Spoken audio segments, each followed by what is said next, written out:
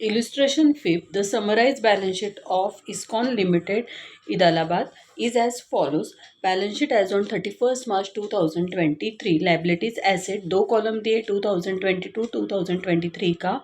यहाँ पे share capital, अभी आपको पता चल गया कि शेयर कैपिटल का इफेक्ट कहाँ पे जाता है, फंड फ्लो स्टेटमेंट में. देखो 4 लाख है, यहाँ पे 450, मतलब सोर्सेस में अमाउंट आ रहे, इंक्रीज हुए अमाउंट, लाइबिलिटीज इंक्रीज हुई है, कैपिटल हमारे पास आया है, इसका मतलब ये सोर्सेस में जाएगा. जनरल रिजर्व का इफेक्ट कहाँ पे जाता है, जनरल रिजर्व जाता है प्रॉफिट एंड लॉस में. ठीक है, 3 लाख और 30,000 से इंक्रीज हुई अमाउंट, मतलब वो प्रॉफिट एंड लॉस के डेबिट में जाएगा. 6% सिक्योर्ड लोन, देखो लास्ट टाइम लोन हमारे पास कुछ भी नहीं था, इस ईयर हमने लोन 2 लाख रुपीज़ का लिया है, मतलब अमाउंट इंक्रीज हो गई, अमाउंट आ गई है, तो सोर्सेस में जाने वाला है. प्रॉफिट एंड लॉस का सेपरेट अकाउंट है, वहाँ पे ब्रॉट डाउन और कैरिड डाउन करना है. प्रोविजन फॉर टैक्सेशन, इसका भी हमने सेपरेट अकाउंट ओपन किया क्योंकि इसके ऊपर एडजस्टमेंट भी है.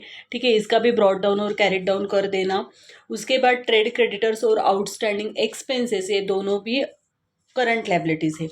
एसेट में पेटेंट्स के ऊपर कुछ एडजस्टमेंट तो नहीं है, तो पेटेंट्स का डिफरेंस निकालेंगे, फिर इसके ऊपर हम डिपेंड करेंगे, वो परचेज जाएगा सोल्ड. देखो 9,000 से 4,000, मतलब डिक्रीज हो गई है, तो 5,000 का डिफरेंस है, 5,000 के एसेट हमने सोल्ड किए मतलब सोर्सेस में जाना चाहिए.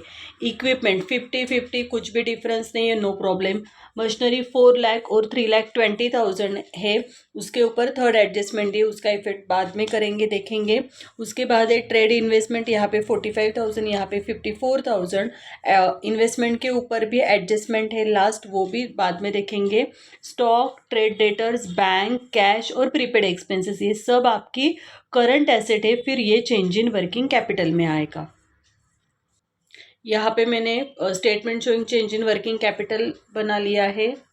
उसके बाद adjusted profit and loss account, fund flow statement, provision for taxation, यहाँ पे ब्रॉट डाउन और डेबिट में कैरेट डाउन आएगा.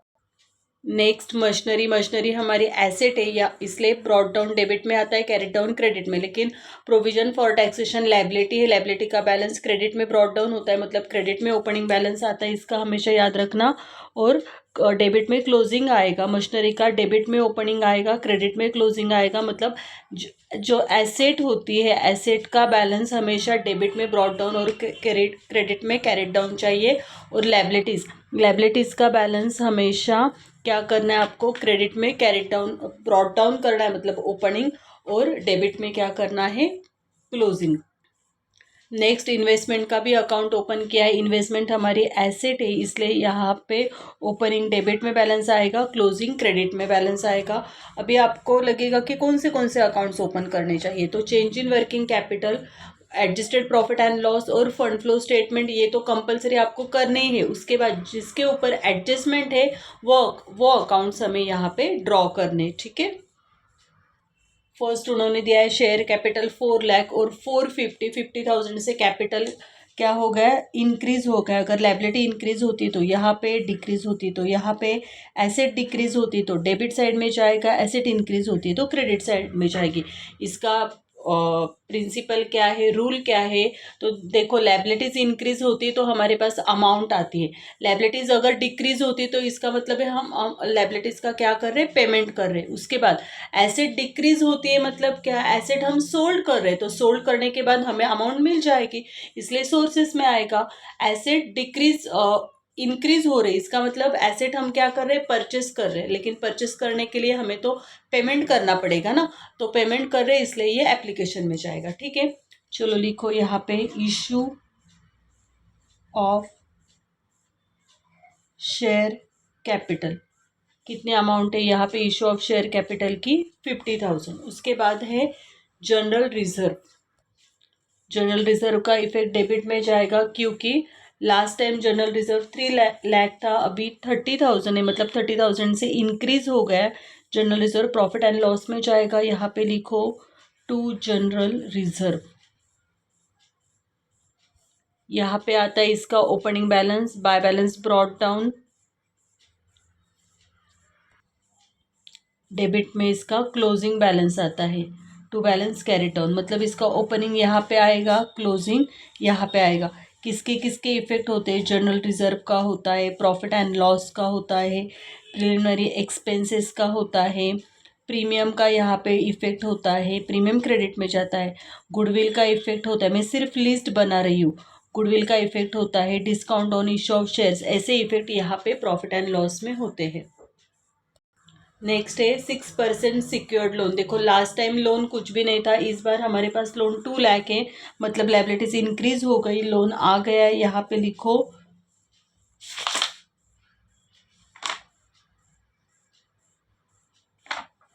6% सिक्योर्ड लोन 2 लाख। उसके बाद है प्रोविजन फॉर टैक्सेशन, टैक्सेशन का सेपरेट अकाउंट हमने ओपन किया है, ब्रॉड डाउन के सामने आपको लिखना है क्रेडिट में 60,000 ओपनिंग बैलेंस और क्लोजिंग बैलेंस कितना आएगा 25,000।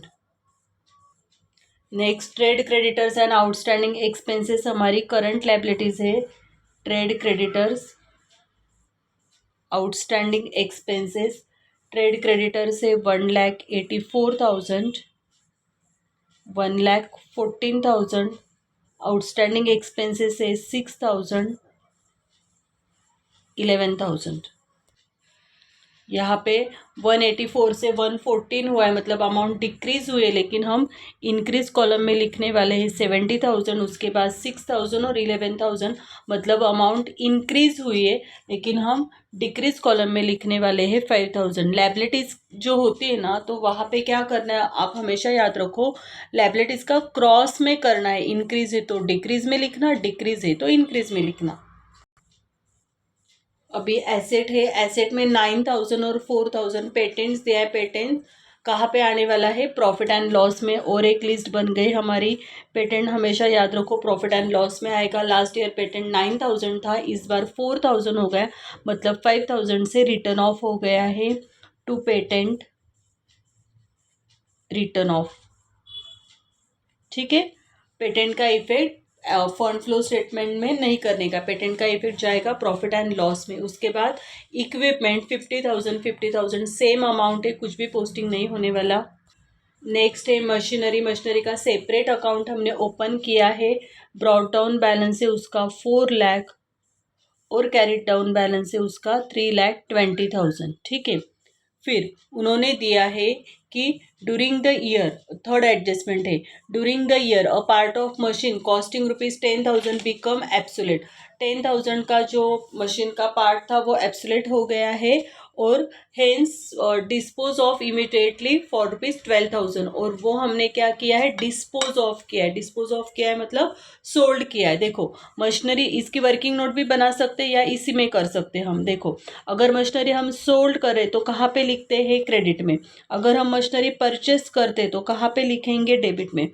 देखो अभी यहाँ पे हमने मशीनरी सोल्ड किए, मतलब यहाँ पे लिखो बाय बैंक, ब्रैकेट में लिखो सेल ऑफ मशीनरी। कितने की मशीनरी सोल्ड की है, 12,000। अगर वो मशीनरी 10,000 का पार्ट है, लेकिन वो कितने में सोल्ड कर रहे हैं, 12,000 में सोल्ड कर रहे हैं, ठीक है ना। अभी यहाँ पे 2,000 हमें प्रॉफिट हो रहा है, 10 से 12,000 अगर सोल्ड कर रहे हैं तो 2,000 का क्या हो जाएगा, प्रॉफिट हो जाएगा। तो फिर वो प्रॉफिट कहाँ पे आएगा, यहाँ पे लिखो, यहाँ पे आएगा आपका प्रॉफिट, यहाँ पे आएगा आपका लॉस। तो प्रॉफिट कहाँ पे आएगा, कहाँ पे ट्रांसफर करेंगे हम, profit and loss, adjustment account को प्रॉफिट ट्रांसफर करना है 2,000, डिफरेंस निकालो, 12,000 माइनस 10,000 का यहाँ पे डिफरेंस निकाला, तो आपका प्रॉफिट यहाँ पे बन गया है 2,000 रुपीज़, ठीक है। अभी इसका सेकेंड इफेक्ट देना है। देखो अगर हम ये मशीनरी सोल्ड कर रहे हैं, सोल्ड करें तो हमारे पास अमाउंट आ जाएगी, तो इसका सेकेंड इफेक्ट कहाँ पे जाएगा, सॉरी सोर्सेस में, कहाँ पे जाएगा, सोर्सेस में अमाउंट आ रहे, देखो यहाँ पे क्रेडिट में, तो फंड फ्लो स्टेटमेंट के डेबिट में जाएगा। और ये प्रॉफिट एंड लॉस यहाँ पे डेबिट में लिखा है, सेकेंड इफेक्ट कहाँ पे जाने वाला है, प्रॉफिट एंड लॉस के क्रेडिट में जाएगा, ठीक है। ओके चलो पहले इसका इफेक्ट देते हैं प्रॉफिट एंड लॉस के क्रेडिट में। प्रॉफिट एंड लॉस के क्रेडिट में आपको लिखना है बाय प्रॉफिट, देखो प्रॉफिट हुआ है ना, क्रेडिट में प्रॉफिट आता है, profit on sale of machinery. कितना प्रॉफिट हुआ? 2000 का। उसके बाद 10,000 की मशीनरी हमने 12,000 में सोल्ड आउट की, मतलब हमारे पास अमाउंट आ गई। सोर्सेस में लिखेंगे सेल ऑफ मशीनरी, कितनी अमाउंट है? 12,000 में सोल्ड किए, वही अमाउंट लिखनी है, 10,000 नहीं। ओके, ठीक है। मशीनरी की पूरी एडजस्टमेंट हो गई, मशीनरी अकाउंट हम क्लोज कर लेंगे। मशीनरी क्लोज करो। डेबिट की टोटल आ रही 4,02,000, क्रेडिट में लिखो 4,02,000। डिफरेंस क्रेडिट साइड में आने वाला है। अगर क्रेडिट में डिफरेंस आएगा तो इसको क्या नाम देंगे हम? Bye depreciation. थोड़ी प्रैक्टिस करनी होगी आपको इस टॉपिक की। बैलेंसिंग फिगर हमारा क्या आ जाएगा? डेप्रिसिएशन। देखो सेल ऑलरेडी था ना, तो रिमेनिंग अमाउंट क्या आ जाएगी? डेप्रिसिएशन। देखो कोई भी फिक्स एसेट होती ना, तो वहां पे क्या क्या आना चाहिए? एक तो ओपनिंग बैलेंस आता है, क्लोजिंग बैलेंस आता है, परचेस होता है, सेल होता है, डेप्रिसिएशन होता है, प्रॉफिट होता है और लॉस होता है। बस इतना ही है।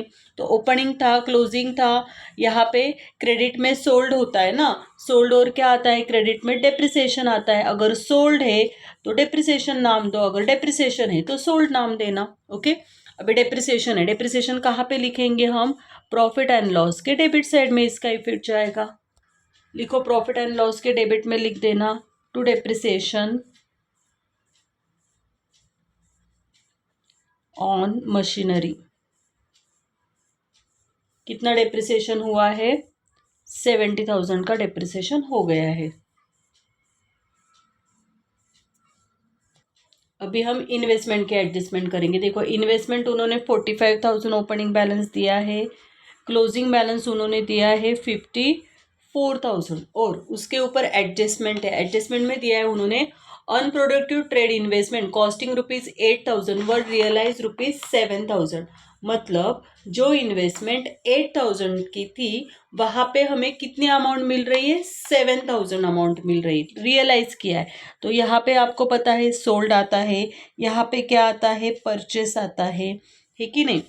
अगर लॉस होता है तो क्रेडिट में आएगा, प्रॉफिट होता है तो कहाँ पे आएगा? डेबिट में। मशीनरी के टाइम हमने डेबिट में प्रॉफिट लिखा था। अभी 8,000 की इन्वेस्टमेंट हम 7,000 को सोल्ड कर रहे हैं, पहले तो सोल्ड लिख लेंगे बाय बैंक, बराबर। क्या आएगा यहाँ पे? सेल। कितने की इन्वेस्टमेंट सोल्ड की है? 8 की 7,000 में सोल्ड की है, ठीक है। सेकेंड इफेक्ट कहाँ पे जाएगा इसका? पहले तो सेकेंड इफेक्ट भी कर लेंगे। अभी सोर्सेस में जाएगा, ठीक है। 7,000 तो हमें मिल गए, सोर्सेस में लिखेंगे। लिखो यहाँ पे सेल ऑफ इन्वेस्टमेंट 7,000, ठीक है।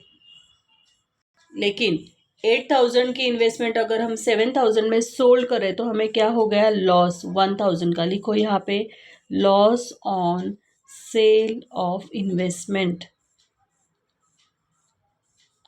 एक्चुअली ये ब्रैकेट में लिखना था और यहाँ पे लिखो profit and loss adjustment account को हमें ट्रांसफर करना होगा ना 1,000। यहाँ पे पहले प्रॉफिट एंड लॉस एडजस्टमेंट लिखो, फिर ब्रैकेट में loss on sale of investment लिख सकते हो आप, ठीक है। चलो यहाँ पे क्रेडिट में है, प्रॉफिट एंड लॉस के डेबिट में जाएंगे। डेबिट में लिखना है to loss on sale of investment. कितना लॉस हुआ है? 1,000 का लॉस हो गया, ठीक है। उसके बाद stock, debtors, bank balance, cash balance, prepaid expenses, ये सब आपकी करंट एसेट है। इनका इफेक्ट करने वाले हैं हम चेंज इन वर्किंग कैपिटल में, ठीक है। लिखो यहाँ पे स्टॉक। लास्ट ईयर हमारे पास स्टॉक था 1,90,000, करंट ईयर स्टॉक है 2,10,000, 20,000 से इंक्रीज हुआ है। उसके बाद है trade debtors. Last year debtors थे 1,50,000, करंट ईयर है 3,50,000, 2,00,000 से डेटर्स इंक्रीज हुए हैं। Bank balance, last year balance था 1,50,000, करंट ईयर था 2,00,000, मतलब 50,000 सब से बैंक बैलेंस इंक्रीज हो गया। Cash balance last year amount थी 1,000, यहाँ पे है 8,000, 7,000 से कैश बैलेंस इंक्रीज हो गया। प्रीपेड एक्सपेंसेस 5,000, 4,000, यहाँ पे 1,000 से डिक्रीज हुआ है। एसेट में इंक्रीज है तो इंक्रीज में, डिक्रीज है तो डिक्रीज में लिख देंगे। ठीक है, ओके। अभी एक एडजस्टमेंट बाकी है, फर्स्ट और सेकंड दो एडजस्टमेंट बाकी है। डिविडेंड पेड किया है, एप्लीकेशन में आएगा, लिखो यहाँ पे क्योंकि पेमेंट कर रहे हैं। डिविडेंड पेड का पहला इफेक्ट एप्लीकेशन में जाने वाला है 31,000 और लॉस होता है इसलिए सेकेंड इफेक्ट जाएगा प्रॉफिट एंड लॉस के डेबिट में। यहाँ पे लिखो टू डिविडेंड पेड 31,000। उसके बाद उन्होंने टैक्स पेड 50,000 का टैक्स पेड किया। देखो प्रोविजन नहीं किए हैं, टैक्स पेड किया है। पेड करेंगे तो कहाँ पे जाएगा, सेम ऐसे ही इफेक्ट करेंगे हम। पेड करेंगे तो कहाँ पे इफेक्ट जाने वाला है आपका, पहले तो हम पेड करेंगे तो इफेक्ट कहाँ पे जाएगा, एप्लीकेशन में। पेमेंट ऑफ टैक्सेशन प्रोविजन नहीं है, देखो लास्ट प्रॉब्लम में प्रोविजन थी।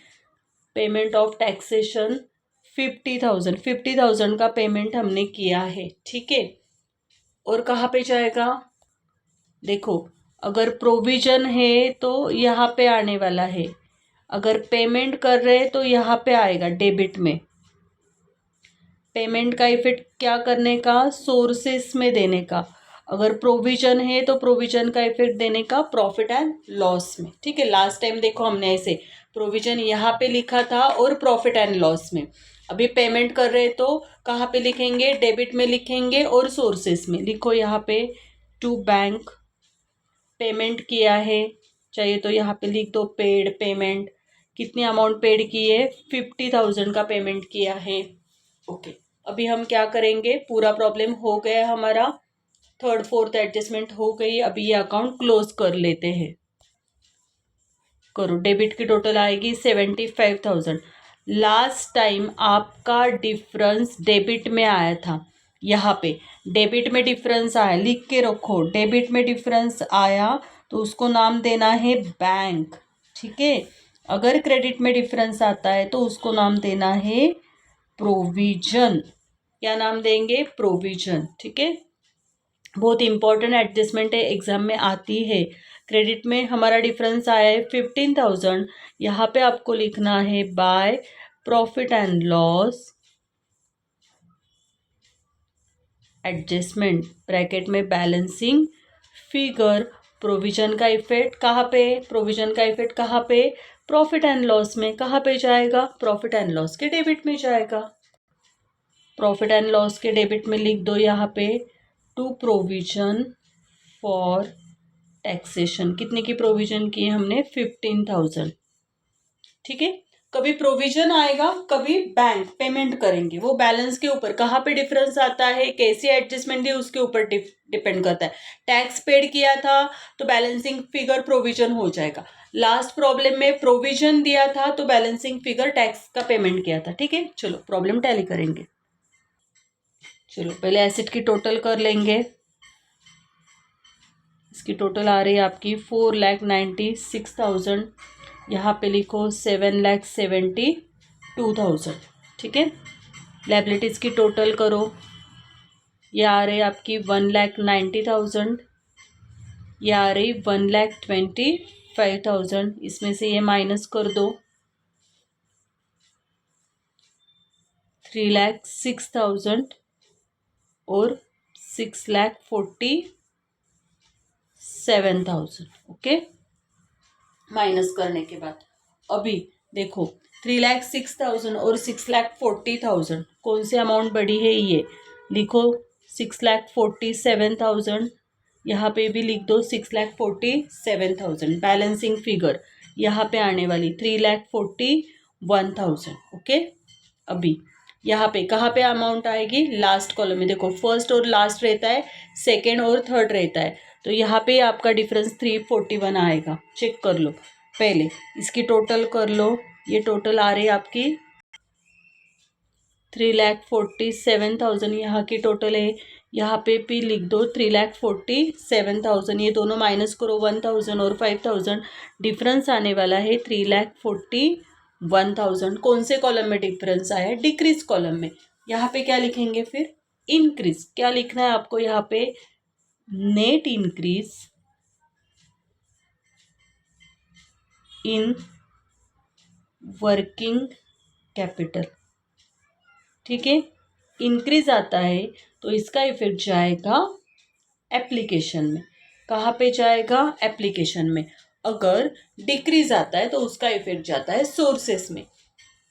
ऐसे याद रखो, डिक्रीज मतलब डेबिट, फंड फ्लो के डेबिट में, फिर इंक्रीज उसके ऑपोजिट कर देना। फंड फ्लो स्टेटमेंट में net increase in working capital 3,41,000।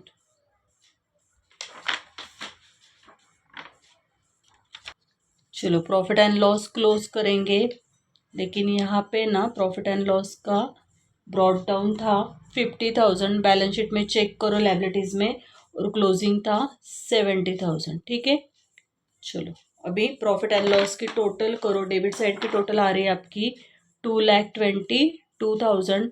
Credit में लिखो 2,22,000, करो माइनस, 50 और 2 माइनस करो, कितना डिफरेंस आएगा, 1,70,000। यहाँ पे आपको नाम देना है by funds from operation balancing figure.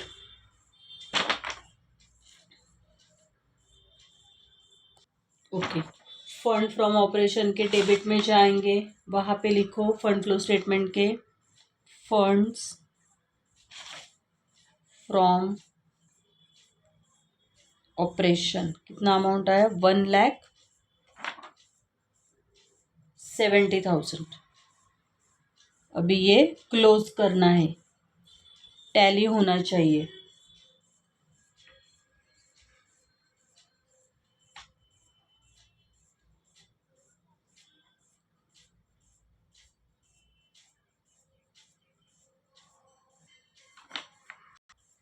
Investment account close करना बाकी था, इन्वेस्टमेंट अकाउंट क्लोज कर लो।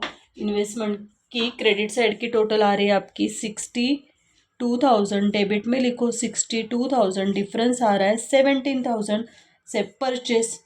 तो क्या नाम देंगे, डेबिट में डिफरेंस आता है तो परचेस, इसको नाम देना है आपको बैंक। ये आपकी बैलेंसिंग फिगर है, परचेस मतलब पेमेंट करना पड़ेगा। कहाँ पे जाएगा इसका इफेक्ट, एप्लीकेशन में। लिख दो यहाँ पे परचेस ऑफ इन्वेस्टमेंट 17,000 का परचेस किया है। करो, इसकी टोटल आ रही है आपकी 4,39,000। यहाँ की भी टोटल आ रही 4,39,000। यहाँ पे आपका प्रॉब्लम क्लोज हो गया, टैली हो गया।